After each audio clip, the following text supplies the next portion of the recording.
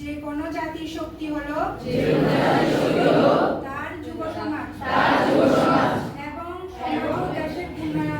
এবং সমাজ ও দেশের উন্নয়নে যুবশক্তির গুরুত্বপূর্ণ অবদান রয়েছে।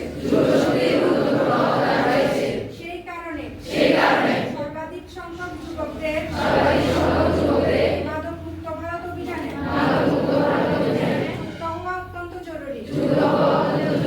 দেশের এই চ্যালেঞ্জকে গ্রহণ করে আজ আমরা নেশামুক্ত ভারত অভিযানের দিনে একত্রিত হয়ে